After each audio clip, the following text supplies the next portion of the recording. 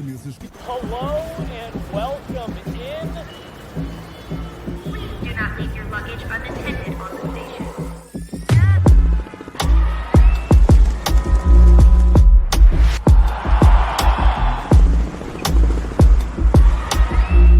Welcome to the show.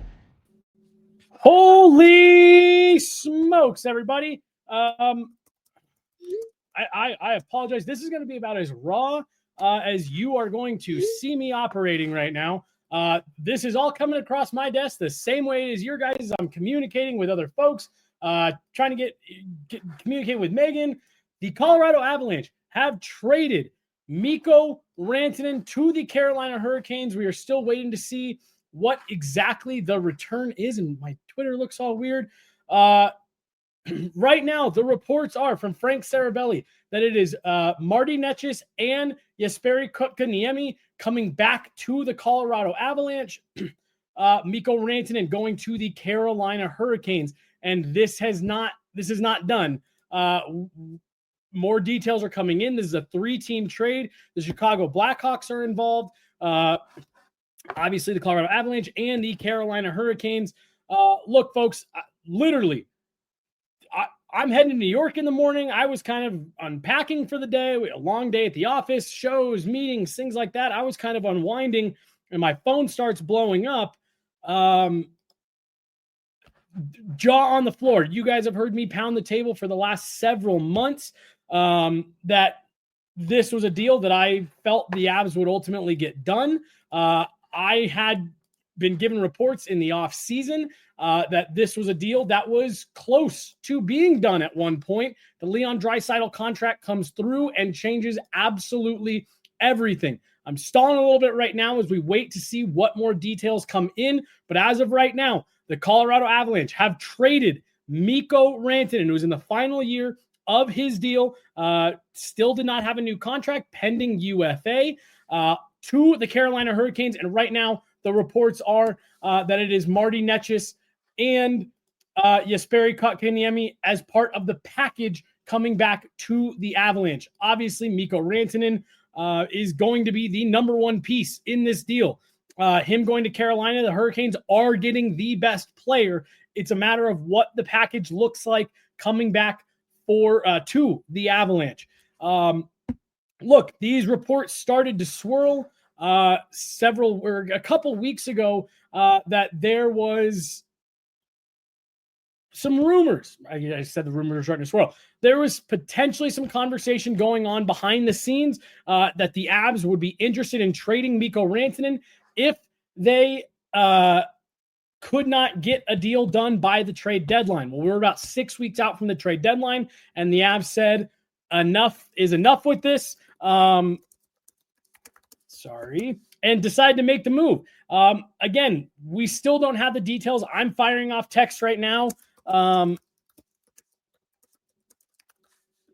try to figure out what is this total package. Because again, the Avalanche are giving up the best player in this deal. Make no mistake about it. It sounds like Taylor Hall is involved in this deal as well, going from the Chicago Blackhawks, likely to the Carolina Hurricanes. But again, we'll see. This is a massive, massive trade. And still none of the return is confirmed. We are only seeing reports that it's Marty Necas and Jesperi Kotkaniemi. Those are from Frank Saravelli. That is the right now reported at least part of the package coming back to the Colorado Avalanche. Now, I do want to say Marty Necas is a very good player. That's a player who's really become a bit of a driving force for them. 16 goals, 55 points on the season so far right now. He's been a 70-point player at one time. This is a guy who primarily plays on the right side, primarily plays wing. At one point was maybe a center. And so at face value, there were maybe people looking at this saying, well, why did the Avs just bring in two centers? Jesperi Kotkaniemi, also a center. And like I said, guys, I apologize. I'm doing all the same input that you guys are right now, trying to figure out what are we looking at here with this deal? Truthfully, I'm just going to pause for a second. Kotkaniemi, Netchus, both good players. I cannot believe where we are, that we got to this point with the Colorado Avalanche and Mikko Rantanen. Look, I'll be honest, and maybe this is going to be easy for me to say, now that we've seen it unfold. For real, guys, the last couple weeks around the room, it felt to me like there was a different air around Mikko Rantanen. He wasn't as bubbly and friendly as he normally is. Not that he was rude by any means, but just wasn't as chatty with us, the media. Again, we don't get to see everything that happens behind the scenes, in the locker room. I will have Megan Angling joining me here in just a moment. Just so you guys know, we're going to get her take on all of this as well. But there felt like a little bit of a different vibe around Mikko. And I swear, I had the thought a few days ago. I said, man, I don't know. Maybe what if these negotiations are just kind of getting a little tense and things are maybe working in that direction of, is this going to work? Are we going to be able to get across the finish line? Well, and now what we understand is that vibe was probably coming from the fact that he knew these conversations were being picked up behind the scenes. You guys can hear my phone. You can hear my laptop. Everything's going off right now. I'm getting texts, emails, DMs, all kinds of stuff. So I apologize for the chaos of this show. But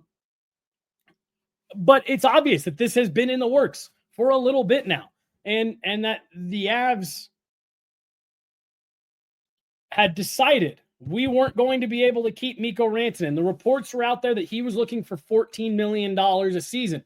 I've said it on this show. I think extremely highly of Mikko Rantanen. I think he's a great player. I think he's an elite goal scorer. I think he's a fantastic guy to have in the locker room. He's great with us in the media. He's not a $14 million player. Not in my opinion. I think he's a very good player. I think he is worth 12 and a half, something to that extent. But I wouldn't pay him $14 million.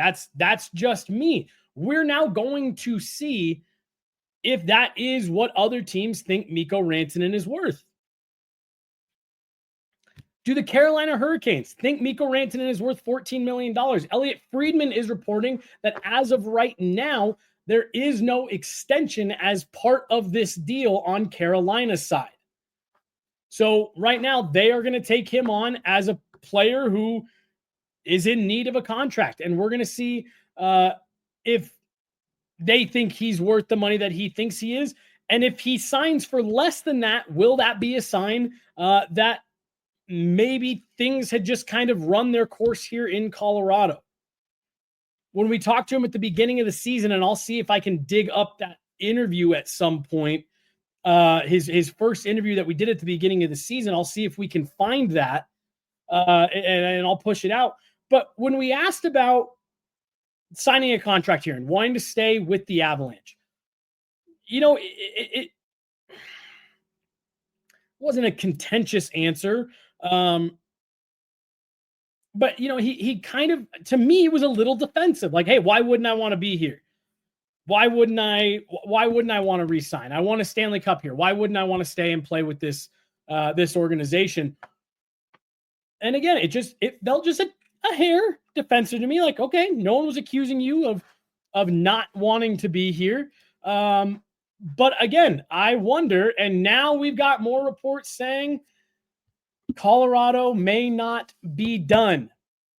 So this live reaction pod may suddenly turn into we have more breaking news. I've got Megan Angley here. I think I think she's ready to go. I'm going to bring her in. Sorry, I'm just communicating, making sure I'm not going to jump scare her, bringing her on when she's not ready for it. Ah! Hi. Did you also have plans to be doing anything else right now than talking about a MIKKO Rantanen trade? No, I'm sure you're like, where is she doing this from? It's from my car. I was running out to get some cold medicine, so did not have plans. Look, I'm gonna be direct. I'm gonna be honest. I'm really sad. I'm really sad, you guys. Megan, I'm just shocked. I'm shocked.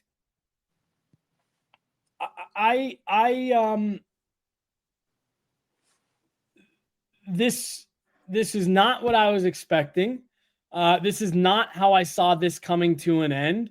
I did ultimately think, especially with the salary cap going up, my expectation was that they were going to make the money work. They were going to figure out how to do it. But clearly, they got to a point where it said, we cannot salvage this relationship. Yeah, I have a lot of feelings.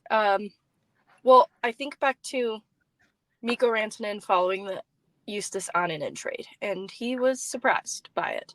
So I got the sense that he wasn't really on the inner circle in terms of knowing about that being on the brink of happening. And I can't help but feel a little bit like in my gut, I think MIKKO probably still thought there was room to negotiate and come to an agreement. Now, that's obviously purely speculative on my part, but I think what's curious too is this obviously still isn't done, as is being reported, but we don't know what Chicago gets in all of this, really. But we know Chicago's been watching Colorado. Their GM has been watching Colorado now for a little bit. I have a feeling this doesn't stop at MIKKO Rantanen. And so Emily Kaplan reporting, I'm sorry to cut you off. Emily Kaplan reporting, massive three-way deal, MIKKO Rantanen and Taylor Hall to Carolina, Marty Netchis and Jack Drury to Colorado. All right, no Kotka Kanemi. I've been stumbling over that name all evening. I know. Staravelli is saying Kotkaniemi. Kaplan is saying that it's Jack Drury. I haven't heard anything back on the couple folks that I've reached out to. Megan, I was talking just before you jumped on, and we may have another guest joining us here in just a second. I was talking right before you jumped on that. To me, it felt a little bit like things had gotten...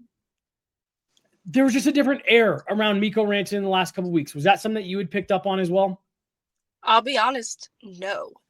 Being around MIKKO the last couple weeks felt like the same MIKKO that wanted to win more cups in Colorado. There's been frustration, I've noticed, but it's been a shared frustration during some difficult losses, but nothing about it felt to me like a player who had grown a little bit apathetic or whose sights started to wander and look elsewhere. I genuinely didn't get that sense. Elliot Friedman reporting, still a lot of moving parts. This deal is continuing to unfold, everybody. But Elliot Friedman, 1 minute ago, saying Kotkaniemi is not part of the deal. He will stay in Carolina. So Marty Netchis, Jack Drury. Now, make no mistake, Megan, Marty Netchis is a good player. 100%. It's a very good player. But the Avs are giving up the best player in this deal. No doubt about it. The number one player in this deal is going from Colorado to Carolina. Like I said, I don't really know what to reconcile of this yet until we get the full details. I do want to stop for one moment and put a little bit of emphasis on the fact that Marty Netchis is a good player. There's the player card right there from Jay Fresh. Good player. Really good player. 55 points already this season. But again, he's not the elite goal scorer that MIKKO Rantanen is.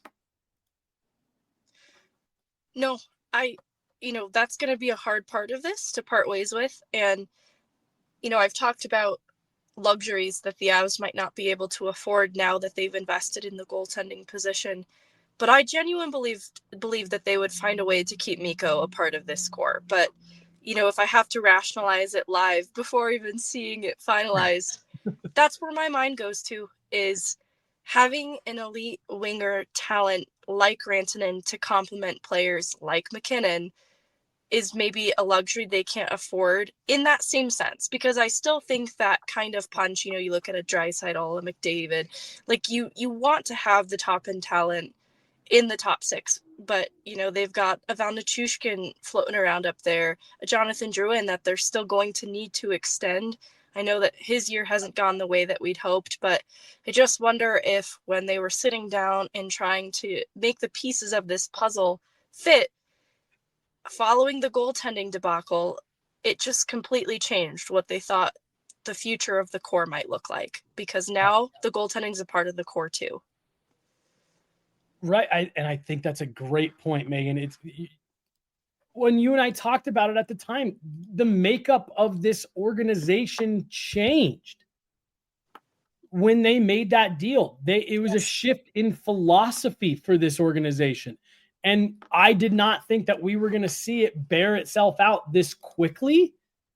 The ripple effect of all of that.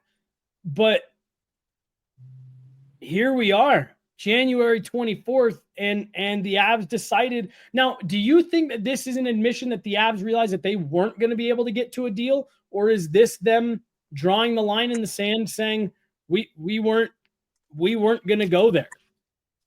I think we weren't going to go there, because I think Mikko Rantanen probably made his wants pretty clear. And I think this is actually a respect to Mikko. I think there's a respect and acknowledgement, like, you know what, Mikko? I think you are worth that, but it's going to come in at more than what Nathan MacKinnon currently makes. And from an organizational standpoint, that's not the position that we're in right now. And so I'd like to think that comes from a place of respect on behalf of the front office. Like, this is just not a number that we can ever get to, no matter how good you are. It's not because you're not worth it. It's because it no longer fits our puzzle. Yeah. Megan, you got to get home. Get home. We may still be going as this trade unfolds, but you get home safely. Thank you. And then shoot me a text. And the official trade call has not happened yet.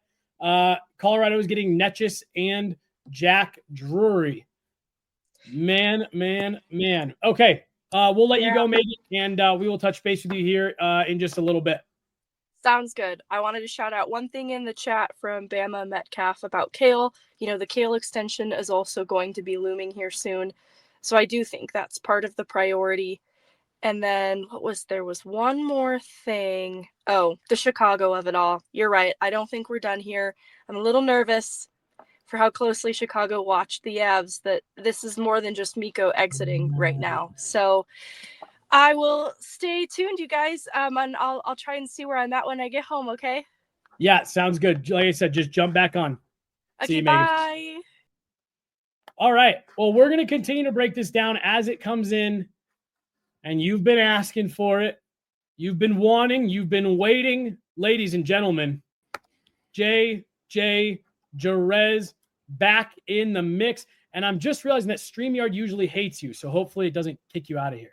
Yeah, let's see if this holds up. I haven't caught much of the last 5 minutes because I had to scramble to get my setup ready. It hasn't been ready since I think me and Arif used to do a podcast. So wiping off the dust of this bad boy. And this was too big a news to not come and react with you. Dude, I'm like sweating right now. I was in the middle. I'm getting on a plane tomorrow. I had all kinds of stuff going on.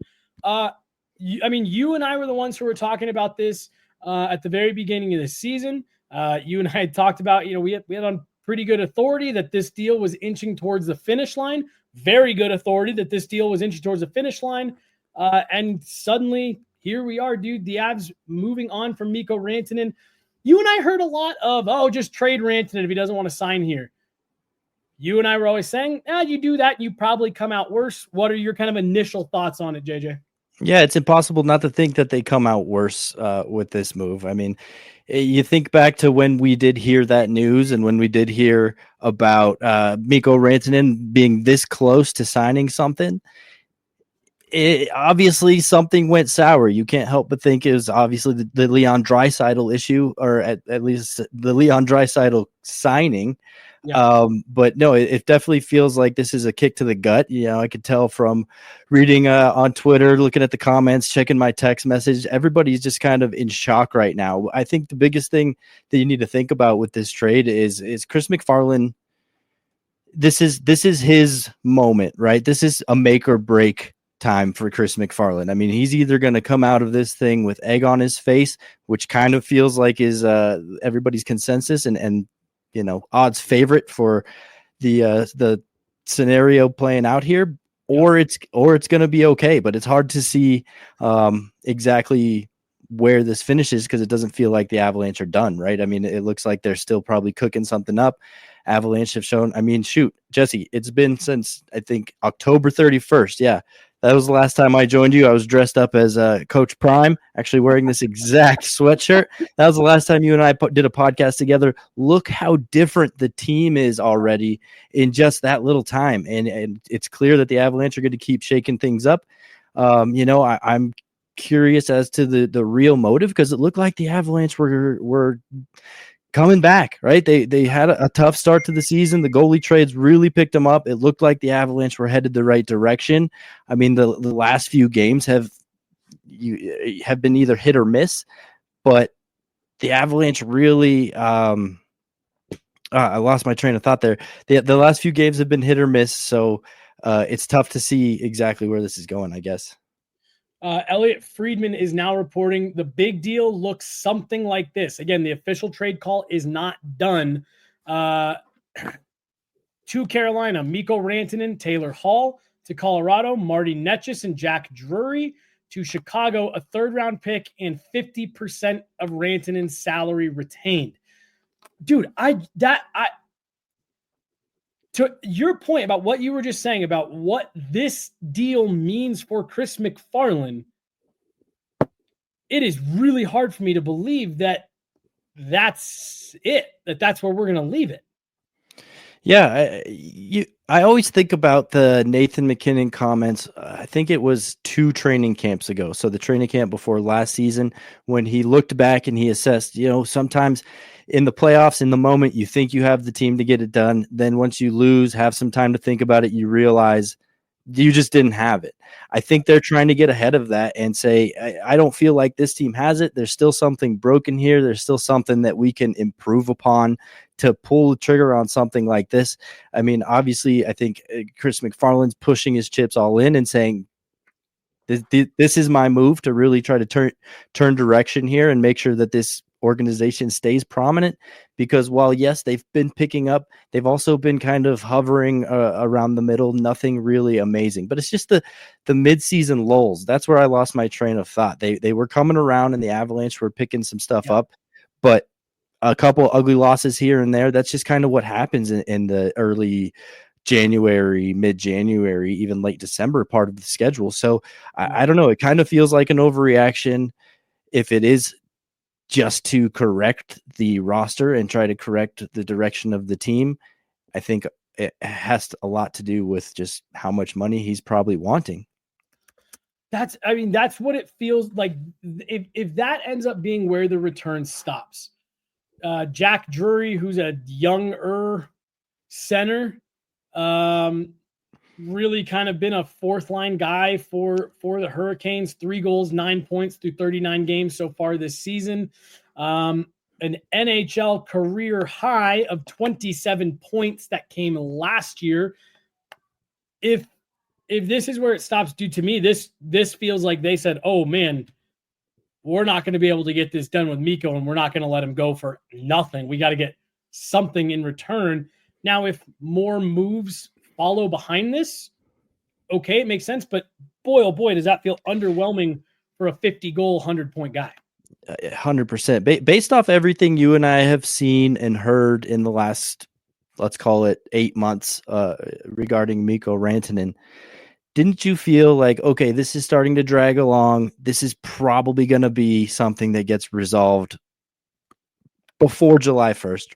Once the offseason hits and before free agency actually opens, I thought Chris McFarland and Mikko Rantanen were going to swoop in with some sort of deal and blow us all away. And like, okay, nothing to worry about there. To do it this early and to kind of throw in the towel on negotiations, it leads me to believe that things have just gone nowhere but south since the, I guess, training camp started. Before we thought he was going to get a deal over the summer training camp, we thought it would happen any moment because now he's in town, and it never happened. So something went south, and it went south quickly, and it sounds like there was no progress. No, there was never any, okay, maybe we got something here. It sounds like it was just constant, nope, not good enough, nope, not good enough. Yep. You got to do better than that ever since the season started. Now, Marty Netchis, who again, good player, former 12th overall pick in the 2017 draft. Right now, JJ makes just $6.5 million. So here is one thing to consider in the immediate when we are talking about either are they done today or are they looking at another move before the, whatever it is, March 7th deadline. I don't remember what the exact date is.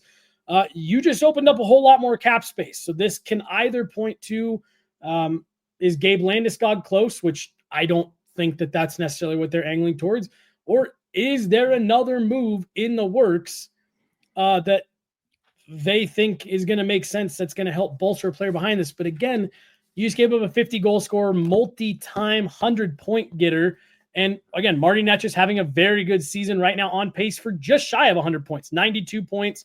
But he's not that elite goal scorer and shooter the way that Mikko Rantanen is. I almost feel like we have to reserve judgment on this deal until after the deadline, because I would be in the same way that I'm shocked that they made the move. I would be equally as shocked if nothing else came after this in a significant way. I think Chris McFarland's known for making splashes. I think he's never afraid to really be the one that everybody's talking about league wide, and I think he's going to continue to do that. This sounds to me, there's no way in hell that they said, "Oh, Landeskog's close. Let's swap Landeskog into the lineup, who we haven't seen for 2 years. He's going to be ginger. He's going to be fragile for a player like Mikko Rantanen." So I'm going to throw that theory out the window. It has to be that they're geared up for something bigger.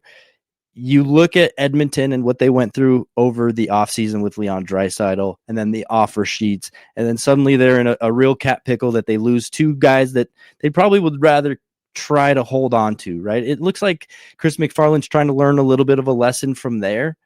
Mm-hmm. None of us love it yet, but we have to wait till the rest of it unfolds, because if the Avalanche do get a really big guy back in exchange, everybody's happy. Meanwhile, you protect the salary cap a little bit. I think everybody could breathe easy. Right now, it's hard to be patient. We want to collect and see what we're actually going to be working with heading towards playoff time. Well, unfortunately for all of us and our patience or lack thereof, the NHL doesn't have to make their decision until the trade deadline, and then we'll really get to get a feeling for what the Avs team heading to the playoffs looks like. 100%. The Avs do pick up Jack Drury, not an offensive. He's not lighting the world on fire out there. Very strong in the face-off dot. Marty Netchis, good two-way player, can play with some speed. Feels a lot like a Jared Bednar type player, as you and I talk about all the time. Elliot Friedman is reporting that the Avalanche are getting some picks in return as well. So now if a first round pick comes in addition to this, then maybe that starts to make a little bit more sense as far as just this deal. I know Taylor Hall has dropped off a little bit. Let's talk about the Carolina Hurricanes side of this. You're adding Mikko Rantanen and Taylor Hall, who again, Taylor Hall is nowhere near the player that he once was, but boy, oh boy, does it feel like they are coming out on the better end of this. Yeah, they're going for it. They're tired of being the team everybody picks every year and then flattens out in the playoffs. Taylor Hall seems to be a guy that every team he goes on is like, all right, Taylor Hall's going to make a difference here. And then he doesn't. It's constant. Of course, there was the 1 year he won the Hart with New Jersey other than that, I think even the year after that, we're like, okay, let's see what he does to repeat his heart and flatlines. So, yeah, we'll see. I guess Taylor Hall being more of a depth player, sliding down a little bit and not having so much expectation on him from Carolina might be a good thing. I mean, if they're that stacked, they'll probably slide him down the lineup a little bit. I mean, they got Mikko Rantanen, one of the most potent goal scorers in the entire league. What you kind of mentioned there about Jack Drury being a Jared Bednar player kind of got my wheels turning a little bit. And this organization doesn't make a decision without thoroughly diving into it, without thoroughly looking at every number they possibly can. And it might just be that Mikko Rantanen suddenly isn't fitting the quote unquote Jared Bednar system. There's something about, obviously I haven't been able to dive into it, but I think they don't just make this decision based on money alone. They examine every single corner they can to it. And I mean, you've talked a lot about, sometimes Mikko Rantanen disappears, still ends up on the score sheet somehow. And Jared Bednar always talks about how he wants Mikko to be more consistent. And, so there might just be this moment in the Avalanche organization saying, look, we've had the ceiling on Mikko. He's not fully getting it done the way we need him to. Yes, he contributes here and there quite often, but there's parts of his game that I think we're still lacking and we'll never, ever get them where we want them. We're okay moving on with this. This isn't a CMAC alone decision. I'm sure the questions are out there. He probably, to talk to the players a little bit, right? They have to get the green light from a guy like Nathan MacKinnon, don't they? They have to get the green light from a guy like Jared Bednar. It's not just CMAC saying, hey guys, guess what I did today? It's everybody getting on board, everybody saying this stings, this sucks, but we'll be better for it in the long run. And this is what it is. There's still that tiny little fantasy in my head that the Avalanche re-sign him at free agency. Just holding on to hope. Holding on to hope, Jesse. When you were saying that about C-Mac's like, guess what I did? I'm just picturing him calling Jared, be like, bro, you aren't gonna believe the phone call I just got off. The other thing to note here, Marty Netchis is a 99 birthday, Mikko Rantanen a 96 birthday. So the Avs do get a little bit younger with this as well. And you were talking about the Carolina Hurricanes being a team that everyone every year picks, oh, this is the team. Oh, this is their year. Oh, this is their year. And they always kind of peter out. I had a conversation with an NHL player who no longer plays for the Avs. And he was talking about the fact that Carolina Hurricanes have historically been a team that when you get into those big moments, you don't have the guy that can go out there and just grab the puck and put one through the back of the net. I don't know. Is this their attempt at doing that? Now, Avs fans would push back on that and say, Mikko Rantanen hasn't always lit the world on fire come playoff time. Crushes empty netters, though. Dude, I mean, just eats them for lunch. But, he is an elite goal scorer. And he's a guy that does give them something that they didn't have. But I do wonder, are they looking at this as Mikko Rantanen's a guy? I'm not saying he's not. I think Mikko's a great player, elite goal scorer, but I do wonder if that was their motivation behind it. To your point, we're done being the team that gets picked and can't get over the hump. We're going to go out and get a 50-goal guy. Who do you think, if there is another domino to fall, what does it look like? What do the Avs give up, and who might, who are some of your favorite guys that might be coming in? Because all of this for JT Miller, I think, would be a little bit underwhelming. It would be disappointing to give up Mikko just to end up with a guy like that. No, I'm with you. It's coming through the chat, but Sid? One could only hope. I mean, would we all be okay with Mikko Rantanen getting shipped out if Sid the kid, the not so much kid, anymore? I would have done Mikko in a first for Sid. That's how highly I think of Sidney Crosby. Bro, honestly, in all the craziness, I forgot about all the JT Miller stuff. You might be right. This might be the next domino here over the next couple days or weeks is JT Miller, which I guess at that point, let's say if you can get that done without having to give up a significant roster piece or any roster piece at all, You're certainly deeper than you were yesterday. But I would need to see the Avs add without subtracting a player of JT Miller's caliber for me to feel that way about the team maybe overall being better. I also loved your point from when you first jumped on saying that maybe CMAC is trying to get ahead of it, that they kind of took a long look at it and said, we don't think this is the team and we're going to shake it up and we're not going to let an elite player walk for nothing. We're going to get something in return. We're going to add something else and we're going to try to put together what we think is the team. But it's hard for me with the way the roster is constructed right now to not feel like, boy, oh boy, if you didn't just shut that window, you definitely closed it an awful lot. Yeah, definitely. And again, there's still some things more to come, I think. And so right now it feels like the Avalanche definitely got shafted.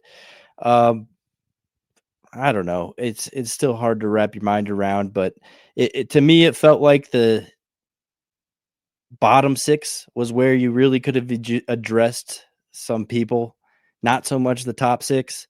I mean, look how heavily the Avalanche lean on McKinnon, Rantanen, Lehkonen.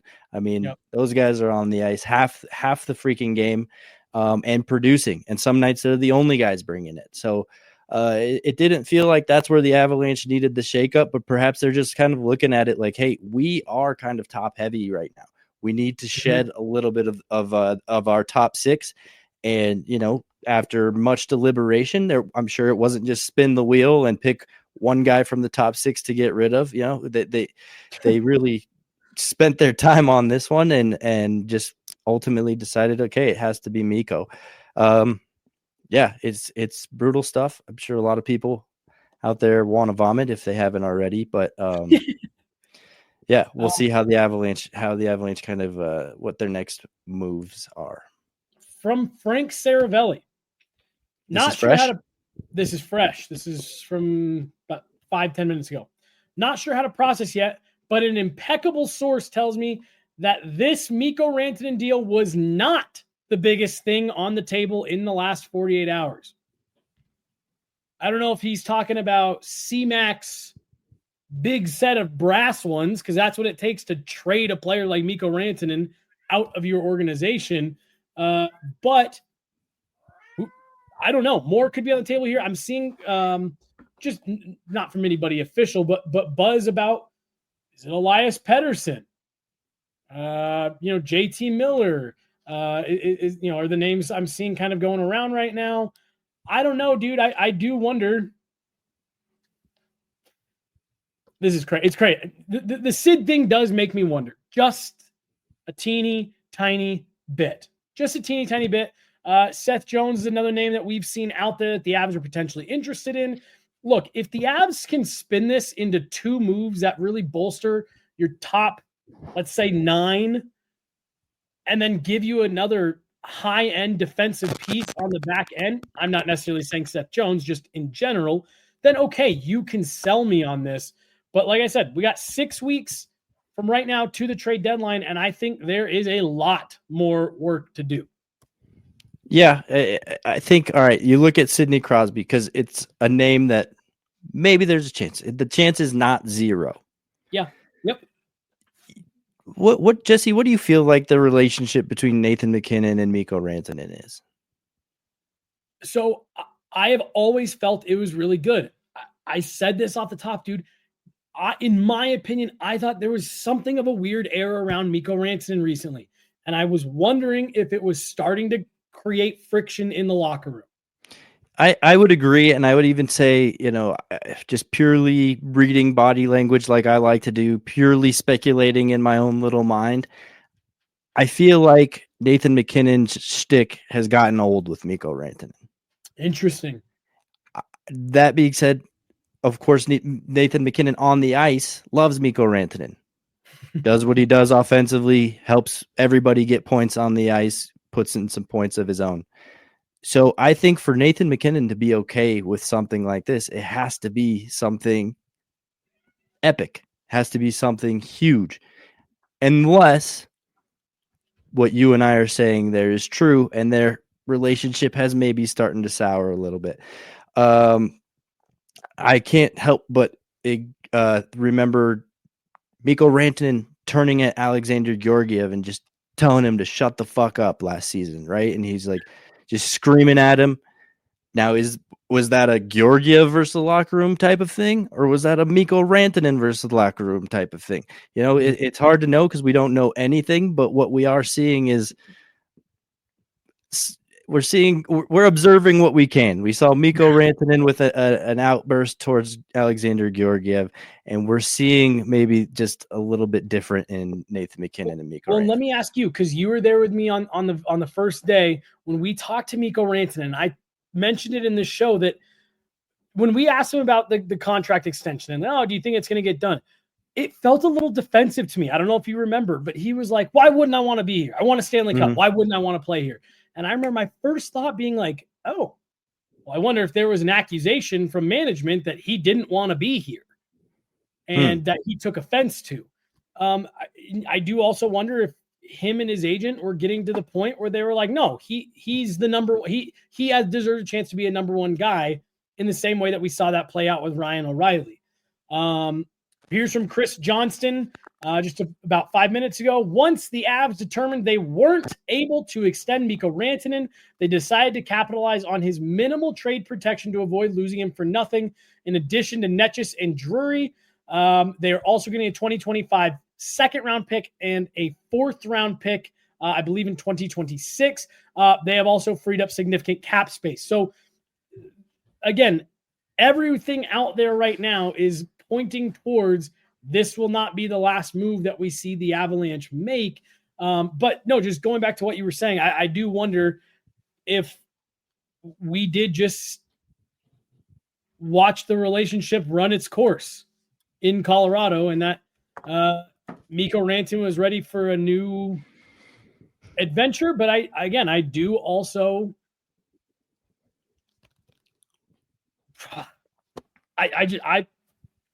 I'm really surprised. I'm really surprised that Mikko Rantanen, if it was at the point where they felt they couldn't keep him, I'm really shocked that he wouldn't want to stay, that he wouldn't want to resign. Yeah, yes and no. You know, there's a lot that we don't know behind closed doors. We don't know his reception to the culture that they have. You know, he works hard. He'll tell you last year when that whole thing with Arturi Lekkänen's dad came out and he was offended. He's like, screw that. I work hard. I do off-season stuff. So, I don't think it's a culture thing, but, some things grow sour. I mean, we've seen Mikko Rantanen since he was a rookie. It's been a long time. I mean, Patrick Waugh was still the coach back when Mikko Rantanen first got his first look in an Avalanche sweater. So, I think time just changes a lot of things, and perhaps his feelings towards the city, towards the organization, towards the culture, towards maybe some teammates, maybe just made him stay firm on his wanting of a lot of money, and the Avalanche just didn't want to give it to him just to protect the team in the future. Is that protecting it? I personally would rather have a short up at least 30 goal scorer every year for the foreseeable future, but I'm not a GM and I'm not paid any money to decide who's playing where. Megan and I talked about it right before you jumped on, and how when the Avs made the moves for Wedgwood and Blackwood, they were essentially acknowledging, hey, we're reshaping the philosophy on what we're doing here. We're going to give money to the goaltenders, and we're going to, more evenly distribute that money. And that was a break from what we had seen them do over the last handful of years, where it was invest in the roster up front, get by with what you can in net. And so I guess when we step back and add all of this up, maybe it shouldn't be as surprising as we feel it is. But again, you just don't expect a player of Mikko Rantanen's caliber to be traded, especially in a deal like this, where clearly the Avs put a lot of stock in the fact that they were going to get some cap space. I did just get a text, and this was the first thought that went through my head from Evan Raul from the Denver Gazette.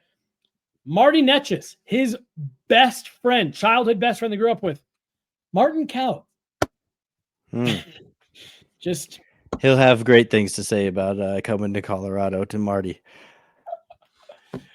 JJ, we're approaching an hour on this emergency pod. Honestly, I've been lingering right now as I've been waiting for more dominoes to fall. But just do you have any other thoughts on this as a whole and maybe what you're expecting next? The Avalanche are so used to fleecing people in deals that I don't think they would so obviously get fleeced. There's more to come. We all know it, and I feel like it's going to be something big. The Avalanche love to make splashes. The Avalanche kind of know that free agency isn't their thing. The way they build their team is through trade. So they got to keep making big moves, big splashes, and be okay with getting fleeced on one trade to hopefully end up with somebody else getting fleeced on the next one. Yep. I'm not loving all the Casey Middlestat rumor swirling around, though. I will say that. Do you feel like he's been disappointing enough for the Avalanche to say, hey, we're not even giving you a full year here. It's time. We're going to send you out for somebody a little better. No, I don't think he's been that disappointing. I think this last 2 months has been disappointing, but for me, it hasn't been enough to run him out of town. Like you said, at not even the year mark. And again, especially if you are going to go out and make a point to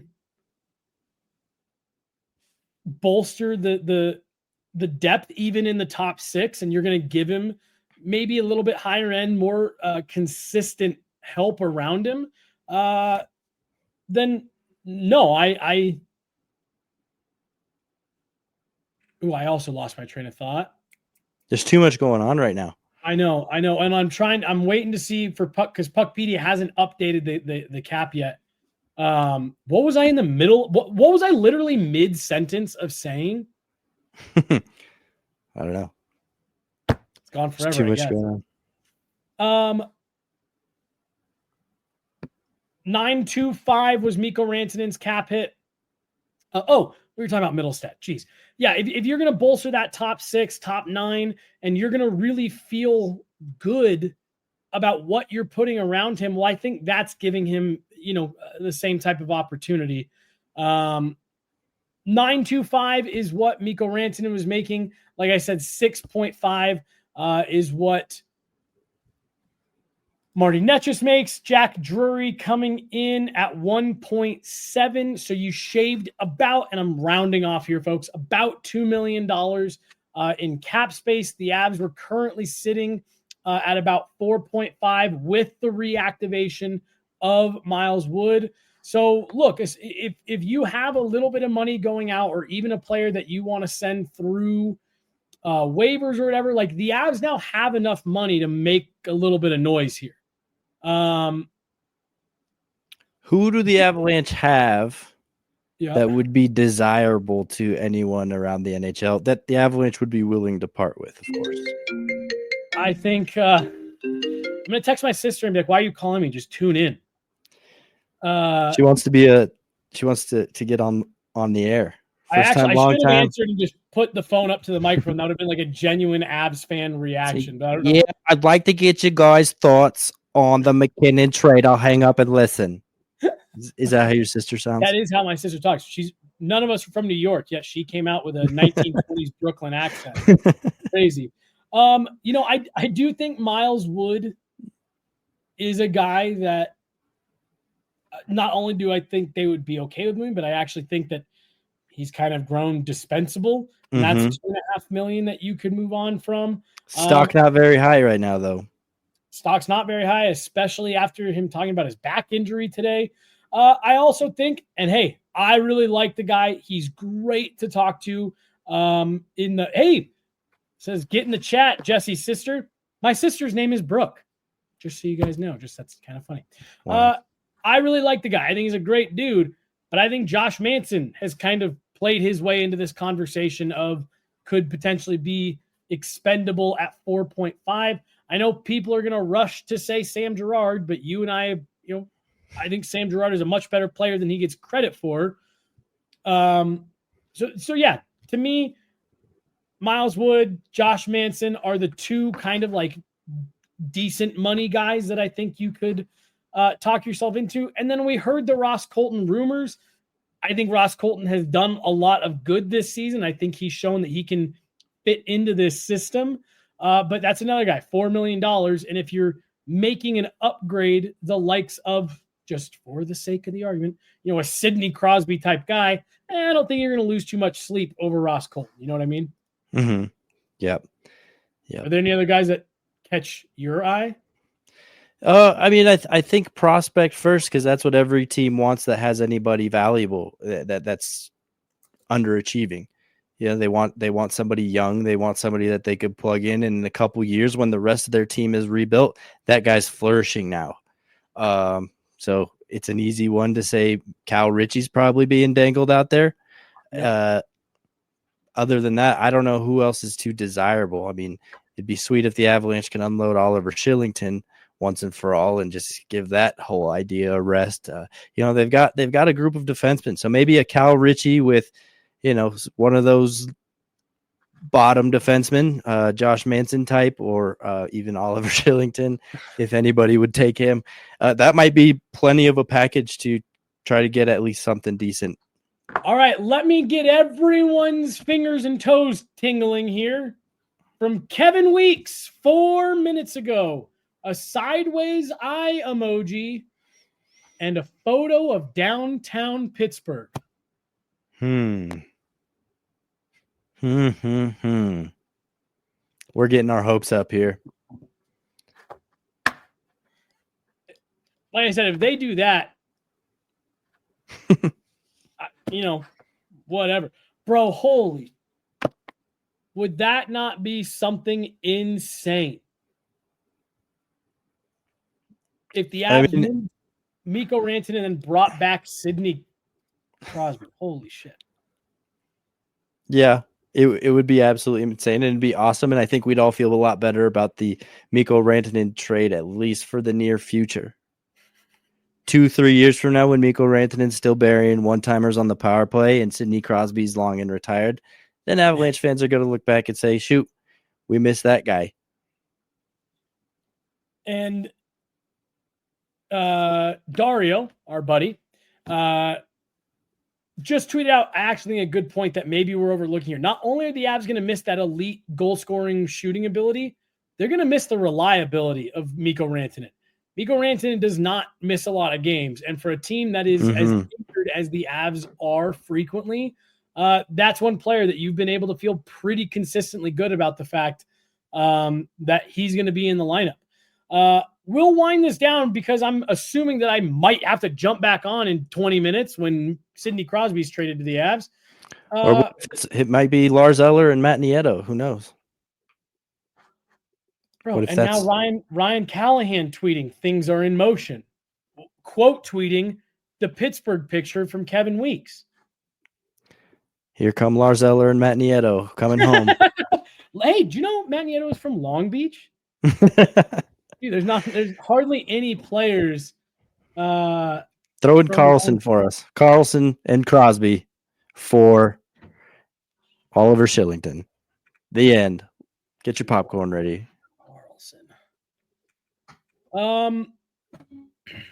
Just to recap, Mikko Rantanen traded from the Colorado Avalanche to the Carolina Hurricanes. Marty Netchis, Jack Drury coming back to Colorado, as well as a 2nd and 4th round pick.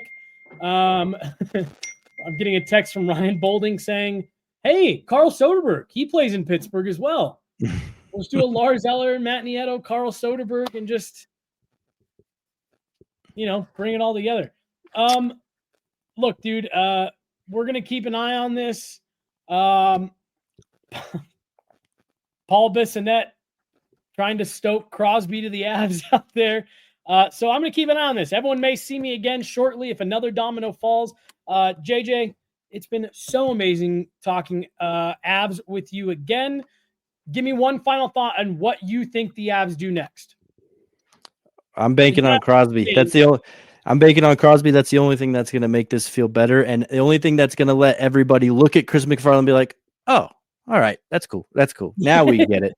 But yeah, I'm going to go watch Severance. I've been waiting all week for the next episode for all the Severance people out there. I hope you go and watch the episode and enjoy it as much as I'm about to. Thanks for having me on, Jesse. Thanks for stopping by, JJ. And hey, maybe, like I said, if they trade for Crosby, you and I will jump back on in 20 minutes. All right. See you, everybody. See ya.